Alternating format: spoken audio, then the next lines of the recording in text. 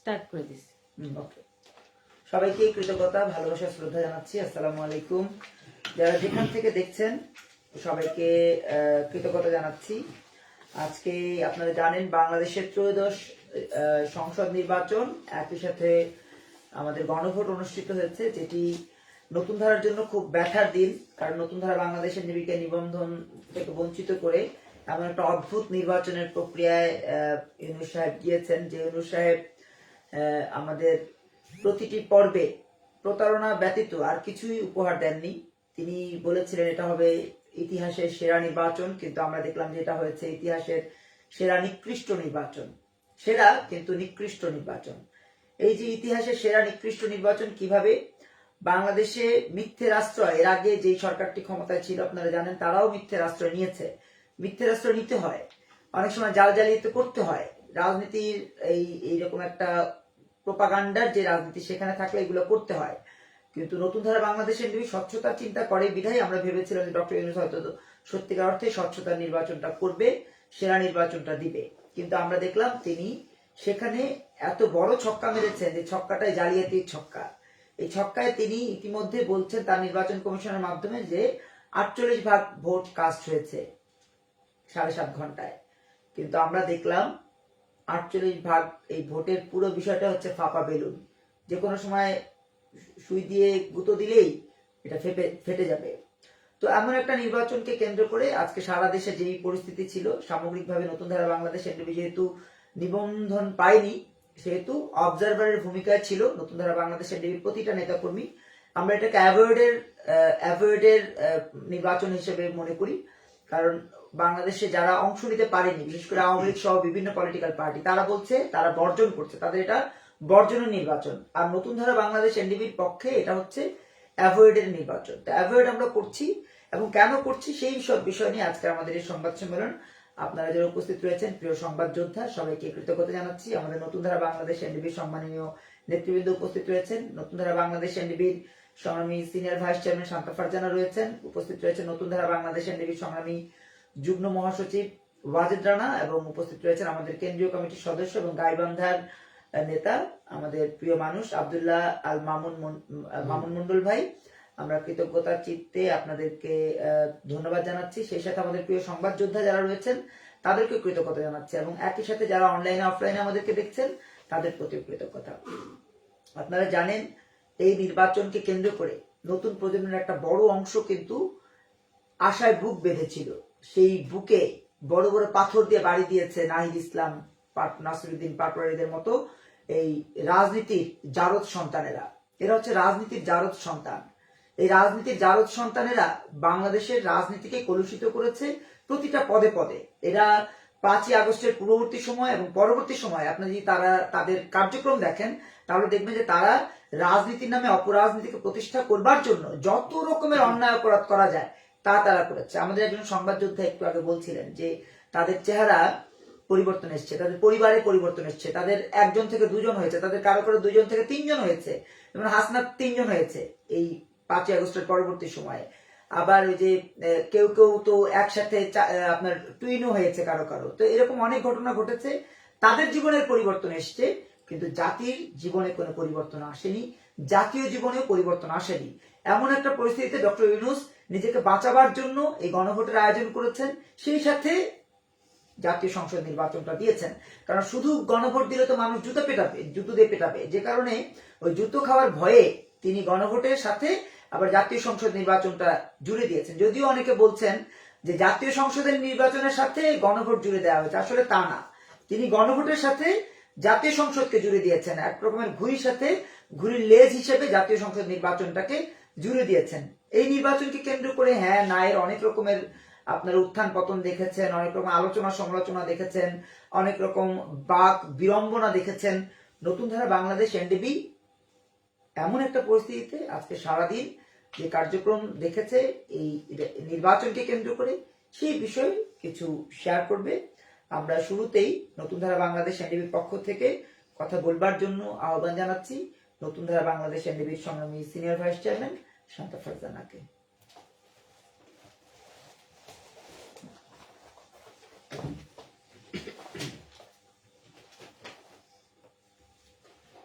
নতুন ধারার অঙ্গীকার, দুর্নীতি থাকবে না আর, সেই স্লোগানকে বুকে লালন করে নতুন ধারা বাংলাদেশ এগিয়ে চলেছে টেকনাফ থেকে তেঁতুলিয়া, রূপসা থেকে পাথুরিয়া। তারই ধারাবাহিকতায় আজ আমরা নতুন ধারা বাংলাদেশে বিজয় মিলনায়তনে ঐক্যবদ্ধ হয়েছি। আজ ছিল একটি বিশেষ দিন, সেটা হচ্ছে বাংলাদেশের জীবনের ত্রয়োদশ সংসদ নির্বাচনের পাশাপাশি গণভোট। সংসদ নির্বাচনটা যথাযথে যেভাবে হয় সেভাবে হলেও গণভোটটা নিয়ে প্রথম থেকেই নতুন ধারা বাংলাদেশের বেশ কিছু সন্দিহান প্রশ্ন ছিল। যেমন, গণভোট হবে যে কোনো একটা বিষয়ে হ্যাঁ কিংবা না। সারা পৃথিবীতে যেভাবে হয়েছে এবং বাংলাদেশে বিগত 54 বছরে 3বার গণভোট হয়েছে, যে আপনি অমুককে দেশের প্রধান হিসেবে দেখতে চান, হ্যাঁ কিংবা না। কিন্তু এই 2026-এর গণভোট 4টা পয়েন্টের আড়ালে এরা 87টা পয়েন্ট নিয়ে গণভোট আয়োজন করেছে। আপনার টাকায় আমার টাকায় তারা গণভোটের আয়োজন করেছে। তারা জুলাই যোদ্ধাদের দায় মুক্তি দিতে চায়। জুলাই যোদ্ধাদের দায় মুক্তি কিভাবে হবে, যেখানে জুলাই যোদ্ধারা নিজের মুখে বলেছে তারা পুলিশ প্রশাসনকে নিজের হাতে তারা রক্তাক্ত করেছে। এই জুলাই যোদ্ধারা তো নিজেরাই বলেছে যে পিটিপিতে তারা আগুন দিয়েছে, মেট্রো রেলে তারা আগুন দিয়েছে, বিভিন্ন অপকর্ম এই জুলাই যোদ্ধারা নিজেরাই স্বীকার করেছে, থানা ভাঙচুর করেছে, অস্ত্র লুটপাট করেছে। তাইলে এদেরকে দায় মুক্তি দেওয়ার কোনো সুযোগ আছে কি? তাহলে এই হ্যাঁ বা না ভোট কার জন্য? এই গণভোটের 87টা পয়েন্ট একসাথে 87টা খেতে হবে, না হলে আপনি কোনোটাই খেতে পারবেন না। এই অবস্থায় 87টা পয়েন্ট ইউনূস সাহেব আমাদের ঘাড়ের উপর চাপিয়ে দিয়েছে।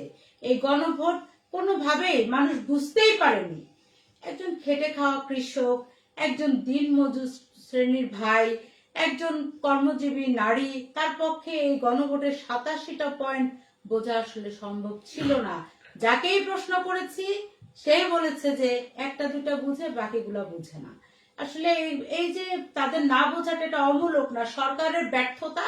যেখানে সরকার সংক্ষেপে বুঝিয়েছে যে দেশের চাবি আপনার হাতে, হ্যাঁ ভোট দিন। হ্যাঁ ভোট দিলে ইউনূস সাহেবের অনেকগুলো প্রপাগান্ডা সফল করা সম্ভব হবে। এই জন্য তিনি আমাদের উপরে হ্যাঁ ভোট চাপিয়ে দিয়েছেন, এবং না ভোট দিলেও সেটা হ্যাঁ হয়ে যাবে, এটাই আমরা বুঝতে পারছি দিন শেষে। আর এই 2026-এর নির্বাচনটাকে নতুন ধারা বাংলাদেশের পক্ষ থেকে আমরা এড়িয়ে যাচ্ছি এই কারণেই যে 2012 সাল থেকে তো নতুন ধারা বাংলাদেশ জনগণের জন্য কাজ করেছে। আমরা ঝাড়ু মিছিল করেছি, আমরা জুতা মিছিল করেছি, আমরা থালা মিছিল করেছি, আমরা সবসময় মানুষের পক্ষে কাজ করেছি। তারপরেও স্বৈরাচার সরকার তারাও আমাদের নিবন্ধন দিতে চায়নি, চলতি সরকারও নিবন্ধন দিতে চায়নি। এছাড়াও আমাদের গোয়েন্দা সংস্থার লোকজন আমাদের অফিসে এসে জিজ্ঞেস করেছে আমরা কি এনসিপির সাথে যাবো কিনা। প্রশ্ন উঠে না, সরকার পেইড একটা দলের সাথে যাব, প্রশ্ন উঠে না। এরা তো নিজেরাই আবার জামাতের পকেটে ঢুকে গেছে, এদের সাথে জোট করবো কি? তার চেয়ে বরং এবারে আমরা স্বতন্ত্র প্রার্থী হয়েও আমরা নির্বাচনে যাইনি, কারণ এই নির্বাচনটা এড়িয়ে যাওয়া শ্রেয় বলেই আমরা মনে করেছি। সারা বাংলাদেশের ভোটার সংখ্যা এবারে ছিল প্রায় 13 কোটি, কিন্তু সারা বাংলাদেশে ভোট কাস্ট হয়েছে 48%। সারা দেশে 32,000 সেন্টারে মানুষ ভোট দিয়েছে। সকাল 7টা থেকে দুপুর 11টা পর্যন্ত নির্বাচন কমিশনের পক্ষ থেকে বলা হয়েছে ভোট দিয়েছে 14.96%। তারপর আবার দুপুর 12টায় বলছে যে ভোট কাস্ট হচ্ছে 32.88%। হঠাৎ করে 14 থেকে 32-এ চলে যাওয়া কেন ভাই? 1 ঘন্টার মধ্যে কি বাংলাদেশের মানুষের ঘাড়ের উপর কোনো দৈত্য ভর পড়লো, নাকি এদের উপরে কোনো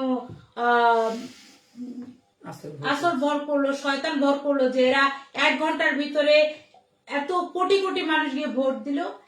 সারা দেশে যদি 32,000 সেন্টার হয়, তাহলে 1 ঘন্টায়, এই 1টা ঘন্টার মধ্যে 2.5 কোটি লোক এত দ্রুত ভোট দেওয়া তো সম্ভব না। ঢাকা 8-এ আমি ভোট কেন্দ্রে গিয়ে দেখলাম যে 1.5 ঘন্টা দাঁড়িয়ে থাকার পরে আমি ভোটটা দিতে পারলাম। প্রত্যেকটা মহিলা 1.5 ঘন্টা 2 ঘন্টা ধরে দাঁড়িয়ে আছে, কারণ 5 জন মহিলা যাওয়ার পরে আধা ঘন্টা পরে আবার 5 জন মহিলা ঢুকে। এত স্লো ছিল প্রিজাইডিং সহ অফিসাররা যারা, তারা এত স্লো ছিল যে ভোট কেন্দ্রে গিয়ে মহিলারা অস্থির হয়ে গিয়েছে, মানুষ অস্থির হয়ে গিয়েছে। তাহলে ওই দুপুর 11টা থেকে 12টার মধ্যে কিভাবে এত দ্রুত 2.5 কোটি ভোট কাস্ট হলো, সেটা আসলে আমরা জানতে চাই। আবার বিকাল 4টায় এসে বলছে, 4:30টার দিকে এসে বলছে ভোট সব টোটাল ভোট কাস্ট হয়েছে 48%। এই যে একটা ভোট দেওয়ার হার, এই হার নিয়ে কিন্তু যথেষ্ট পরিমাণের সন্দেহ আছে। এ কারণে বলতে চাই যে আদৌ কি সুষ্ঠু, কতটুকু সুষ্ঠু নির্বাচন হলো সেটা ভেবে দেখতে হবে। এছাড়াও কেন্দ্র দখল, জাল ভোট দেওয়া বিচ্ছিন্ন ঘটনাগুলো তো ঘটেছেই। তাছাড়া কোনো কোনো ভোট কেন্দ্রে কিন্তু কারেন্টই ছিল না, 2 ঘন্টা 3 ঘন্টা পর্যন্ত মোমবাতির আলোয় ভোট নেওয়া হয়েছে। 2026-এর এবারের ভোট কেন্দ্রগুলোতে সেনাবাহিনী ভাইরা, বিজিবি ভাইরা, পুলিশ, র্যাব, আনসার অনেক তৎপর ছিলেন। এই জন্য আগের বারের মতো কিন্তু এত বেশি কারচুপি না হলেও আমার ভোট অমুকে দিয়েছে, তমুকের ভোট তমুকে দিয়েছে, এগুলো কিন্তু অনেক ধরনের অভিযোগ আসছে, আমরা কিন্তু দেখছি, এবং এটা কিন্তু প্রমাণও পাওয়া যাচ্ছে। তো এবার 2026 সালের নির্বাচন আরেকটা বিষয় ঘটেছে, সেই বিষয়টা হচ্ছে যে পোস্টাল ভোট। হ্যাঁ, পোস্টাল ব্যালট, যেটা পোস্টাল ভোট বিডি অ্যাপস এর মধ্য দিয়ে সরকারি কর্মচারী কর্মকর্তারা ভোট দিতে পেরেছেন। কিন্তু এখানে একটা বিষয় আছে যে এই ব্যালট পেপারের ভিতরে দেওয়া যে ভোটদাতা কর্তৃক যে ঘোষণা ফর্ম, এই ঘোষণা ফর্মের 8 নম্বর যে ফর্মটা, এই ফর্মে 8 সংখ্যার একটা ক্রমিক নাম্বার আছে, আর ব্যালট পেপারে 8 সংখ্যার একটা ক্রমিক নাম্বার আছে। এই দুটো ক্রমিক নাম্বার একই। এই কারণে যখন ঘোষণাপত্রে স্বাক্ষর করে সাবমিট করা হচ্ছে, তখন কিন্তু আপনার ওই যে নাম্বারটা 8 সংখ্যার যে ক্রমিক নাম্বারটা, এটা কিন্তু সরকারের কাছে তথ্য চলে আসছে। অর্থাৎ সরকারি কর্মচারী কর্মকর্তারা কাকে ভোট দিল, হ্যাঁতে ভোট দিল না নাতে ভোট দিল, এটা কিন্তু ইচ্ছা করলে নির্বাচন কমিশন পরবর্তীতে সেটা তালিকাভুক্ত করে ফেলতে পারবেন। তার মানে আপনি যদি সরকারি কর্মকর্তা কর্মচারী হন এবং আপনি যদি তাদের পছন্দ মতো মানুষকে ভোট না দেন, হ্যাঁতে না দেন, সরকার তো প্রপাগান্ডা করেছে যে হ্যাঁতে ভোট দিবে, হ্যাঁতে যদি না দেন তাহলে ইচ্ছা করলে আপনাকে বরখাস্ত করতে পারবেন, আপনার চাকরিকালীন সময়টাকে নরকে পরিণত করতে পারবেন।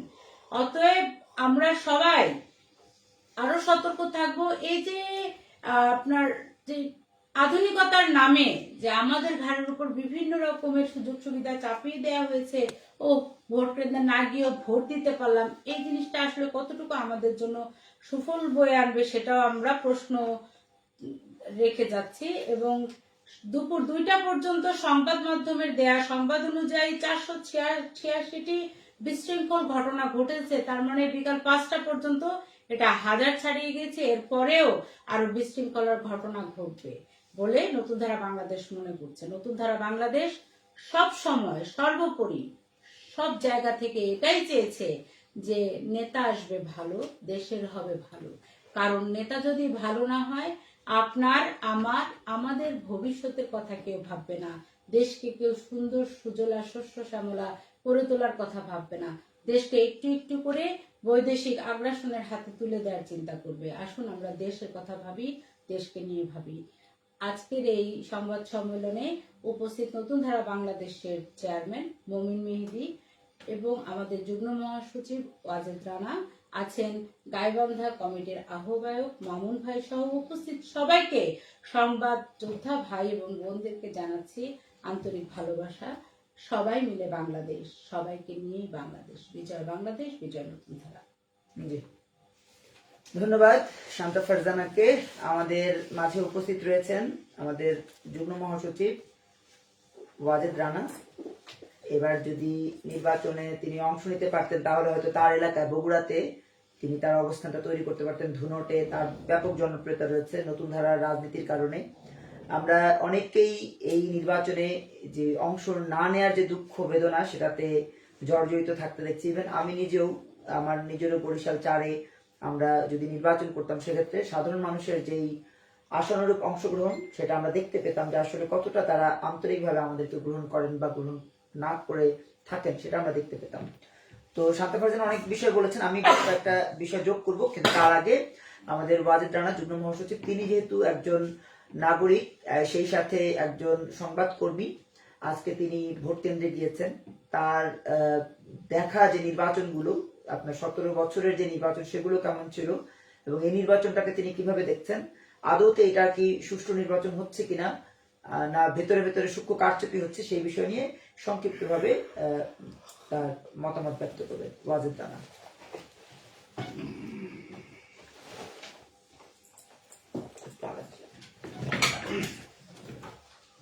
বিজয় বাংলাদেশ, বিজয় নতুন ধারা। নতুন ধারার অঙ্গীকার, দুর্নীতি থাকবে না। আজকে ত্রয়োদশ জাতীয় সংসদ নির্বাচন ও গণভোটের 2026-এ সংবাদ সম্মেলনে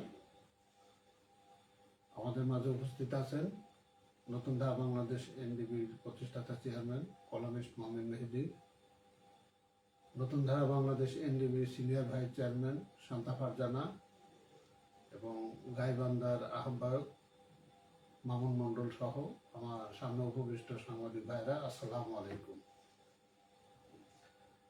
আজকে যদিও দীর্ঘদিন পরে দেশের মানুষের ভোট দেওয়ার একটা সুযোগ সৃষ্টি হয়েছে, কিন্তু আমাদের নতুন ধারা বাংলাদেশ এনডিবির যেসব নেতাকর্মী আছে, আমাদেরকে যারা ভালোবাসেন, তাদের মনে দুঃখ।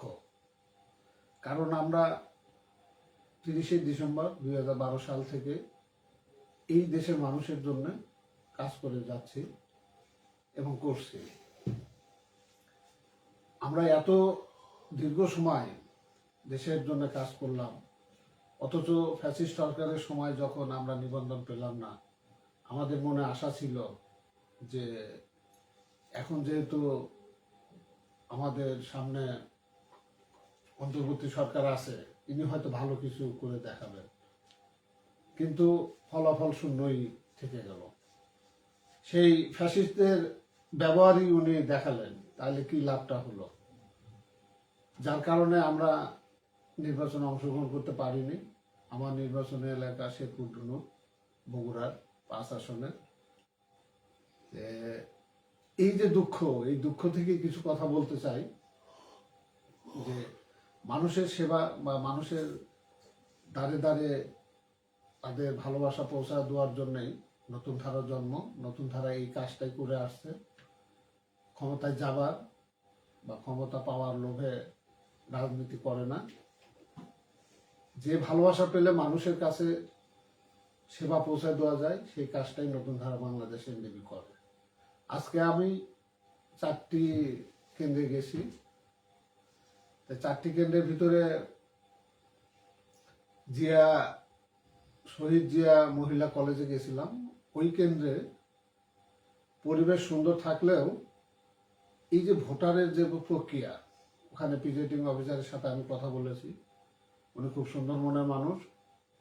আমাকে পাশে বসায় সমস্যা কিভাবে সমাধান করা যায় এটা উনি আলোচনা করেছেন। যে খুব স্লো, এই যারা দীর্ঘদিন লাইনে দাঁড়ায় আছে অনেকে বিরক্ত ভাব করতেছে। মানে পরিবেশটা যে সুন্দর হবে, ভোটের যে একটা আমেজ, এই আমেজটা কিন্তু অনেকে পায় নাই। আমি অনেকে জিজ্ঞাসা করেছি। এবং আরো দুঃখজনক কথা, নবীন প্রবীণ বৃদ্ধ মহিলা থেকে শুরু করে আমি অনেকে জিজ্ঞাসা করেছি যে এই যে গণভোট, এটা সম্বন্ধে কি আপনি কিছু জানেন? হা না ভোট, না হা না ভোট, এইরকম উত্তর দিছে যে না আমরা তো জানি যে হা দিব না দিব, কিন্তু হা দিলে কি হবে না দিলে কি হবে এটা কিন্তু আমি যাকে যাকেই জিজ্ঞাসা করেছি একটা মানুষও উত্তর দিতে পারেনি। এই হলো আমাদের হা না ভোটের বা গণভোটের সিস্টেম। অথচ এই সরকার হা ভোট দেওয়ার জন্য এই দেশের মানুষের এই যে আমরা যে ট্যাক্স ভ্যাট দিই, এই টাকা খরচ করে উনি প্রচারণা চালাইছে। এই প্রচারণা চালানোর উনি শুধু হ্যাঁ ভোটের উপরই চালাইছে, কিন্তু না ভোট দিলে কি হবে এটা কিন্তু বলে নাই। আর হা ভোটের ভিতরেও অনেক গুপ্ত জিনিস লুকায়িত আছে, এটা উনি তুলে ধরে নাই।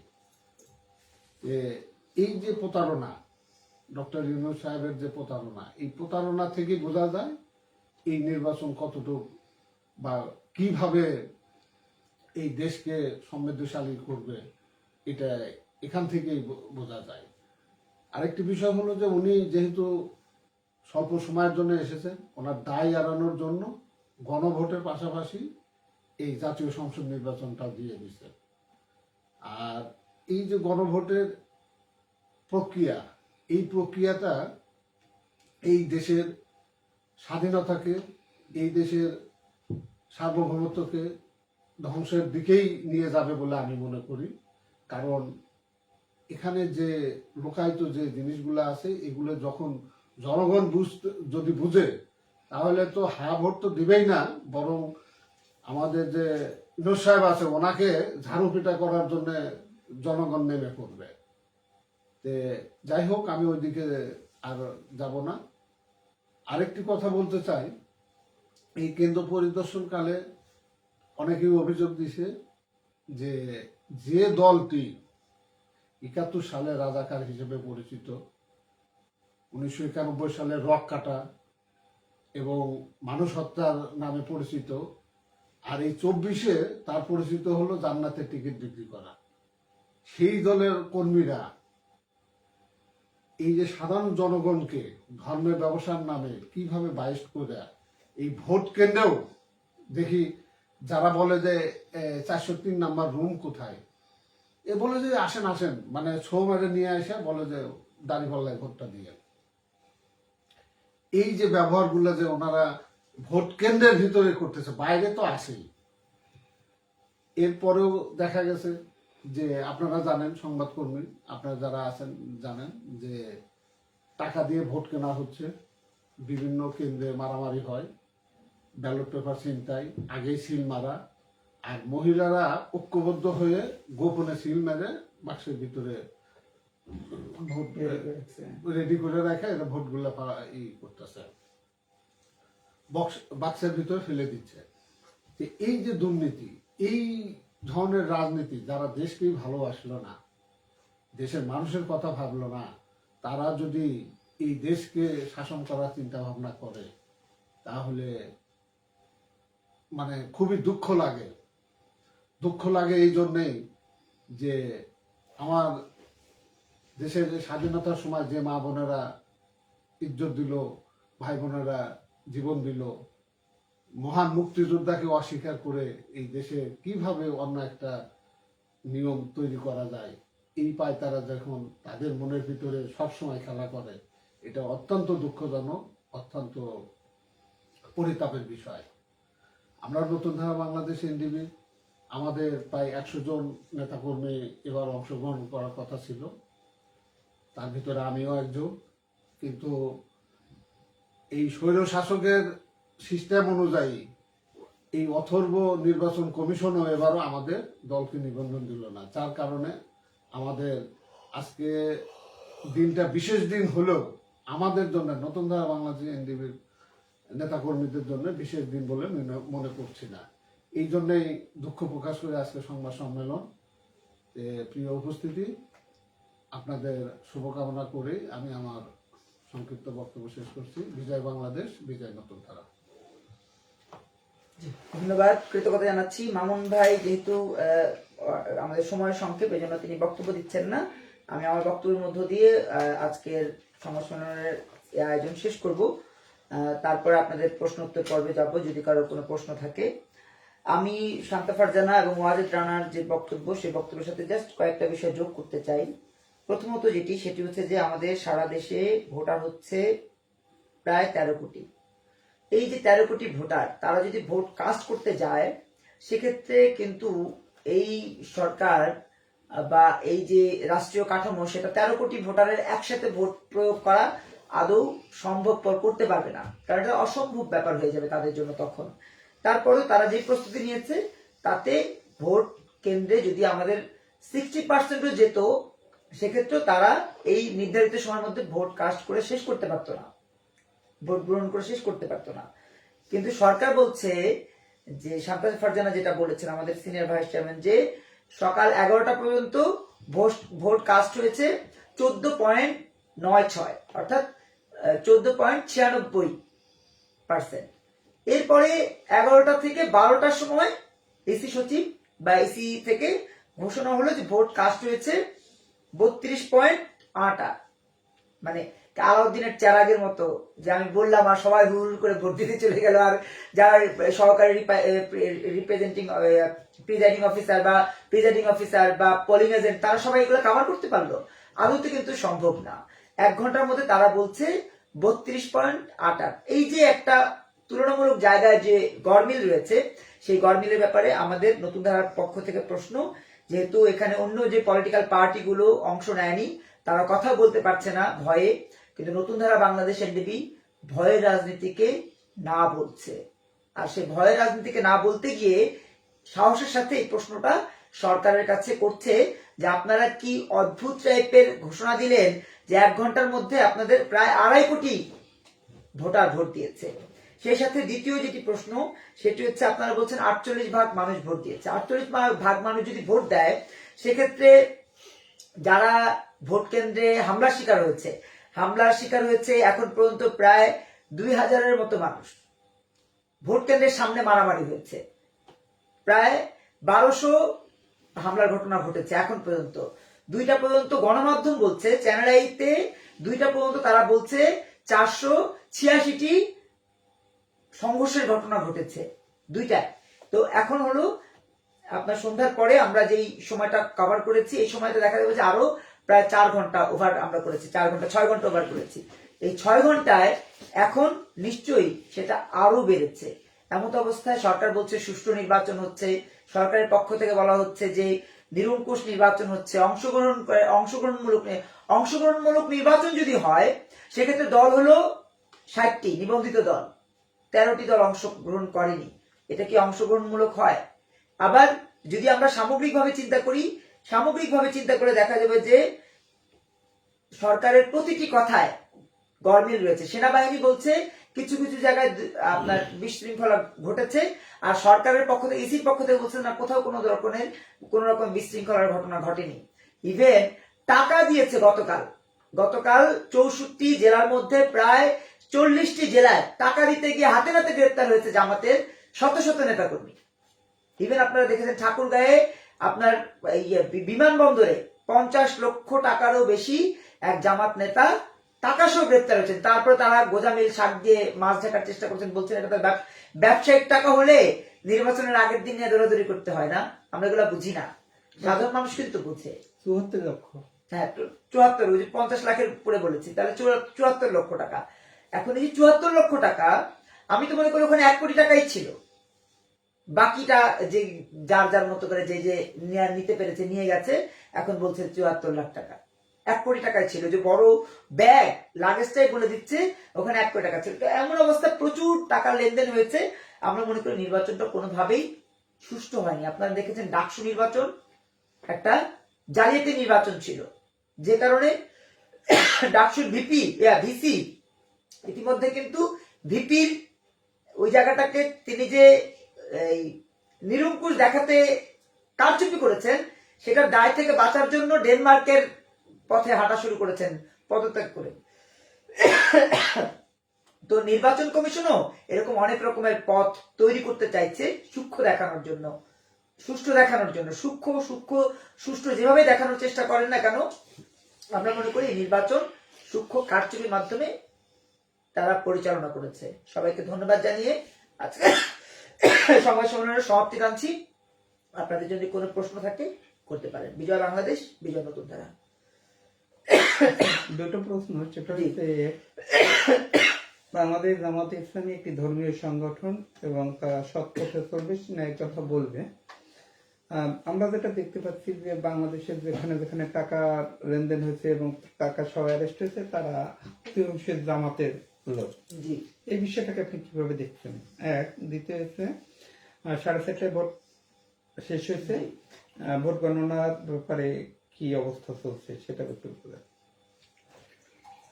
ভোট গণনা নিয়ে প্রথমত আপনার দ্বিতীয় প্রশ্নের উত্তরটা দিচ্ছি। ভোট গণনা নিয়ে একটা বড় ধরনের রহস্য আমরা দেখতে পাচ্ছি, যেটি রহস্য জন্ম দিয়েছেন প্রেস সচিব শফিক সাহেব, যাকে বাংলাদেশের মানুষ ইতিমধ্যেই ডাস্টবিন শফিক হিসেবে, দুঃখিত পানি, ইতিমধ্যেই ডাস্টবিন শফিক হিসেবে আখ্যা দিয়েছে। সেই ডাস্টবিন শফিক কিন্তু এটা জন্ম দিয়েছেন। তিনি বলেছেন যে আমরা রেজাল্টটা একটু পরে দিব। পৃথিবীর কোনো রেকর্ড নাই যে বাংলাদেশের নির্বাচনগুলো কখনো এভাবে আগে থেকে বলে দেওয়া হয়েছে। নির্বাচন কমিশনের বাইরের একজন লোক বলছে যে রেজাল্ট একটু পরে দিব। এটা বলার এখতিয়ার তো তিনি রাখেন না। তিনি যখন এটা বলছেন তার মানে তিনি নির্বাচনকে কারচুপি, নির্বাচনকে তার প্রভাব এবং নির্বাচনকে প্রশ্নবিদ্ধ করবার জন্যই এমন ভাবে বলেছেন। এটা গেল একটা ব্যাপার। আমার মনে হয় যে এটা একটা রহস্যবিত্ত জায়গা তিনি তৈরি করেছেন এবং এখানেও একটা বড় ধরনের মানে কারচুপি করবার, ঘোষণায় কারচুপি, গণনায় কারচুপি করবার একটা সুযোগ তিনি রেখে দিয়েছেন। আর দ্বিতীয়ত যেটি বললেন যে টাকা পয়সা, এটা হলো কি তারা আওয়ামী লীগের কাছ থেকে আওয়ামী লীগের যে নেচারটা সেটা ক্যারি করেছে। আওয়ামী লীগের পুরো নেচারটা ক্যারি করেছে। আওয়ামী লীগের নেচার কি? আন্দোলনে সফল হওয়া। আওয়ামী লীগের নেচার কি? যে কোনো জায়গায় ওই জায়গায় বিজয়ী হয়ে আসবার জন্য সব রকমের পদক্ষেপ নেয়া। ওই বিষয়গুলোকে তারা ইসলামী দল, তারা তো মুখে বলে, আদৌ তো তারা ইসলামী দল না। বাংলাদেশের সর্ববৃহৎ ফ্যাসিস্ট পলিটিক্যাল পার্টি হচ্ছে জামাত ইসলাম। সর্ববৃহৎ। কিভাবে সর্ববৃহৎ? বিএনপিতে সবাই ফ্যাসিস্ট না, আওয়ামী লীগে সবাই ফ্যাসিস্ট না, জাতীয় পার্টিতে সবাই ফ্যাসিস্ট না, নতুন ধারাতে কোনো ফ্যাসিস্ট নাই। অন্য পলিটিক্যাল পার্টিগুলোতে ফ্যাসিস্টের সংখ্যা হাতে কোনো হয়তো 2-1 হবে, কিন্তু জামাত ইসলামের আমির থেকে শুরু করে একদম তৃণমূল কর্মীরা পর্যন্ত ফ্যাসিস্ট। তৃণমূলের কর্মীরা পর্যন্ত ফ্যাসিস্ট। যদি ফ্যাসিস্ট না হতো তারা এইভাবে টাকা বিলি করবার সাহসই দেখাতো না। তারা এতটা ফ্যাসিস্ট যে রাতে 1টায় এক মহিলাকে পাঠিয়েছে ঘুম থেকে জাগিয়ে টাকা দেওয়ার জন্য। এটা জামাতের কালচারে পরিণত হয়েছে এবং জামাত হচ্ছে ফ্যাসিস্ট, তার প্রমাণ এটা তারা দিয়ে গেছে। ধন্যবাদ সবাইকে। জি।